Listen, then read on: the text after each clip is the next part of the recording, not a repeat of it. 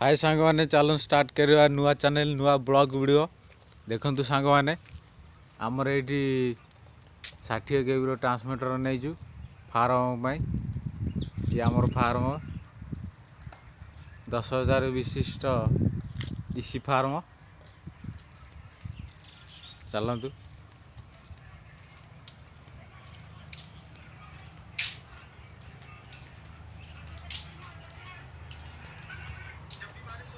इठी DG नहीं जो आम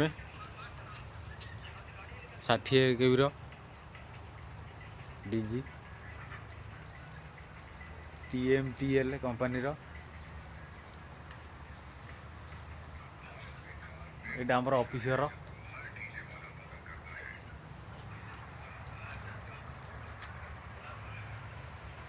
कूलिंग पैड लगी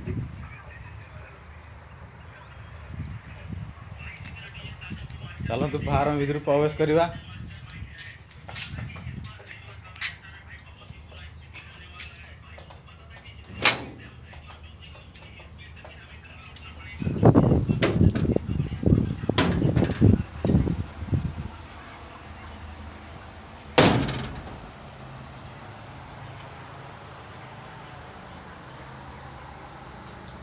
सामने ये देखो आम पूरा कंट्रोल पैनल गोटे यहाँ पूरा फार्म को यहाँ पूरा कंट्रोल कर टेम्परेचर देखु 28.5 अच्छी वोल्टेज देखु 219 219 220 वर्षा दिन बोली बहुत वोल्टेज भल वोल्टेज अच्छी दाना आखा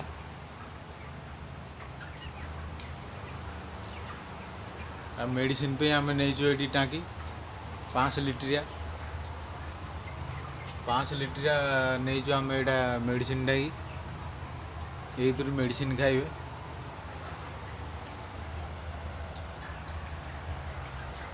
ये साइड रे देखो छोटा कुकुड़ा छोटा बाड़ सब अच्छा एपट साइड कर देचु देखो सांग मैंने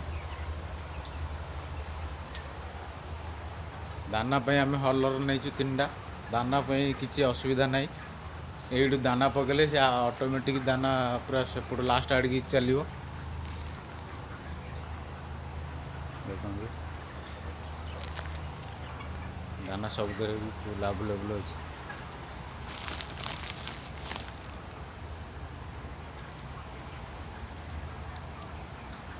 दाना अल्प अल्प चली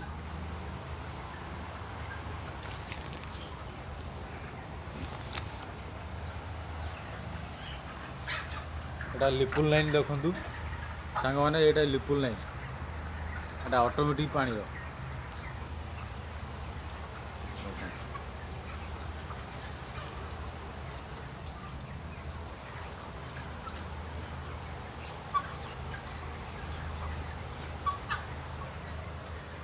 तो सांग मैंने चलतु पूरा भितर को जा फार्म भितर को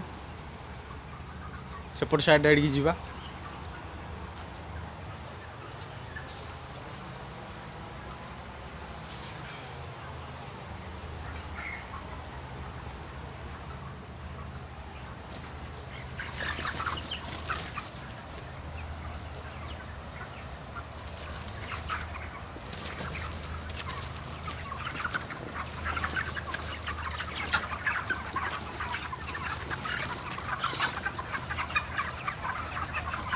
आज की हो गला मसे 2 दिन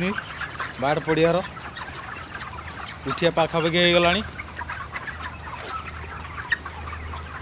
कूलिंग पैड चालनी ठंडा पड़ी लघुचाप साहस कूलिंग पैड भीतर ठंडा अच्छी कूलिंग पैड आम 2 साइड जमा चलनी गरम पड़े चलो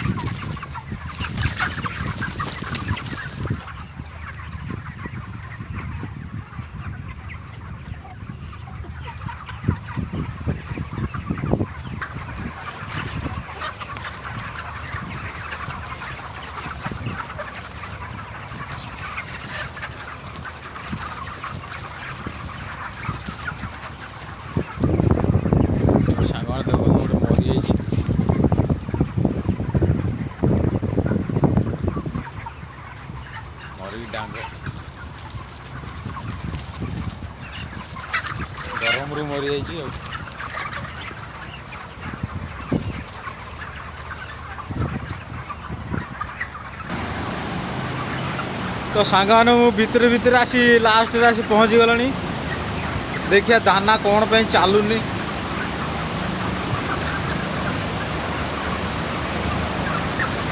देखु 6टा फैन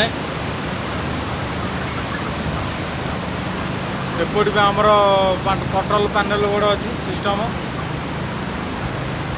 इटी भी अच्छी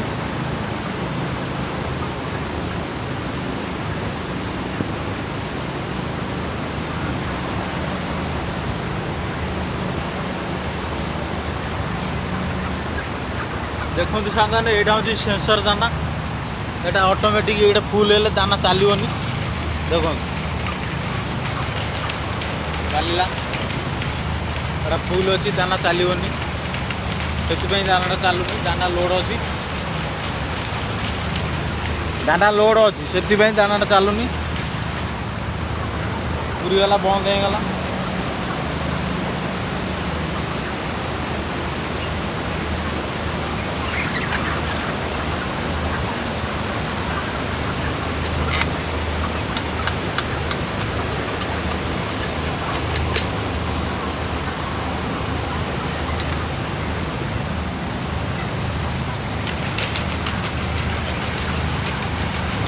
दाना भी भल अच्छी दाना सब अच्छी दाना आवेलेबल अच्छी से मोटर इन बंद अच्छी सेंसर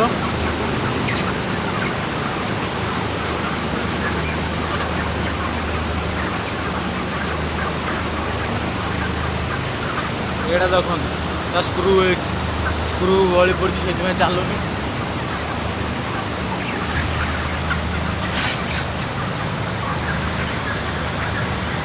पड़ी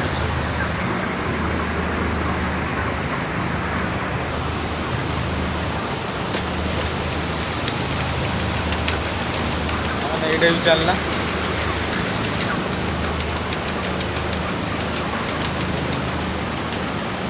मैंने तो ये तो देखले आमर इसी फार्म फास्ट ब्लॉग यहाँ चैनल को लाइक शेयर सब्सक्राइब निश्चय करेंगे देखा नेक्स्ट वीडियो रे रोज सांग माने।